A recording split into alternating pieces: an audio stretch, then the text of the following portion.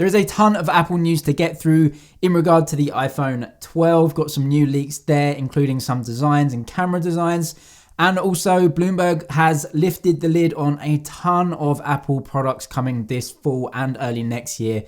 And they look really exciting, to be honest. But let's start with the latest in the iPhone 12. So firstly, we get this leak from China, and it shows essentially a case for the iPhone 12 5.4 inch. So that's the brand new form factor, the really small form factor. What we should be getting in this phone is, well, basically the same as the other phones, just smaller, which is actually a really good thing for a lot of people. They're going to go for this phone. Dual cameras on the back, as you can see, and the cutout looks really huge, almost bigger than we have in any of the other phones right now. But we also have some other leaks, also confirming some of the other camera designs and components.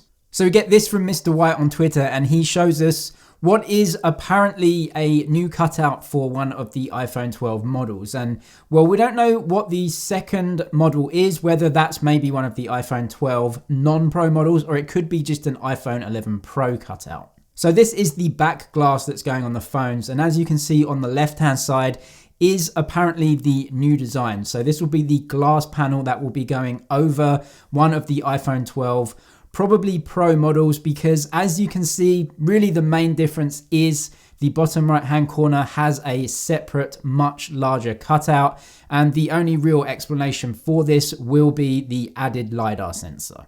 As we know, LiDAR sensor is just a depth mapping technology, so not really any huge upgrades to the camera as such with LiDAR, except for maybe some depth effects, portraits, things like that. But we have heard that LiDAR is coming, or at least Apple want to put it on the iPhone 12 and have been testing it. What we don't know is if it's just in the Pro Max or in the Pro and Pro Max. As we also see from the iPhone 12 5.4 inch, so the non-Pro smallest model cutout, definitely no LiDAR sensor on there. So let's just assume that it's absolutely on the Pro Max. iPhone 12 Pro, I guess still undecided, but definitely an interesting feature seeing this hardware leak.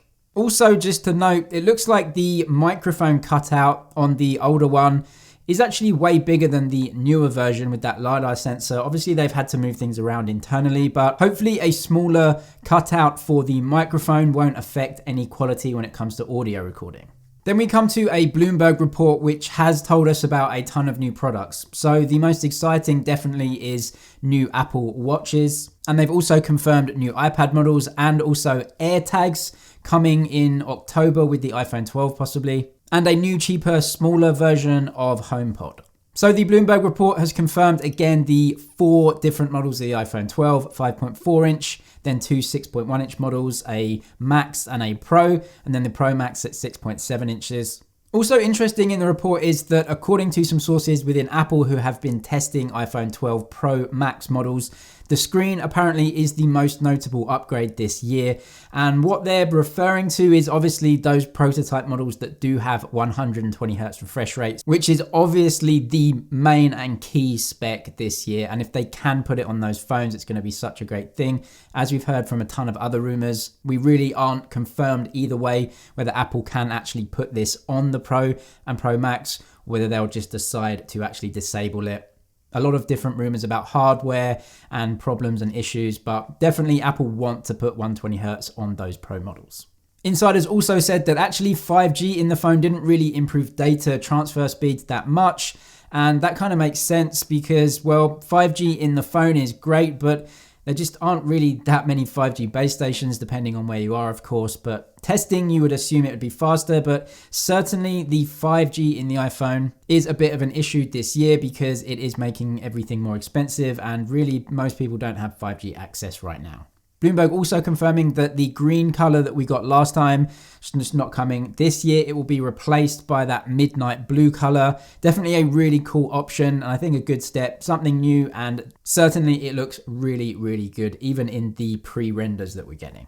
Then in the report, a new iPad is coming, 10.8 inch screen on this one, and a design like the iPad Pro, but this isn't going to be a Pro model. It will just be the base iPad. It will come with Face ID, so no Touch ID on here. Really small bezels, just like the iPad Pro. A squared off design, just like the iPad Pro, and a single camera on the back. Also magnetic connectors on the back so you can attach a Magic Keyboard. So that may be a really good base option for a lot of people. Dual speakers, 4 mics, and will apparently also come bundled with a 20-watt charger. Something that Apple are going to launch. We've seen those leaks. Not putting it in the iPhone 12 box. Looks like it's coming with the new iPad though. Bloomberg also confirming that Apple are working on over-ear headphones that most people are calling AirPods Studio right now, but that's not an official name.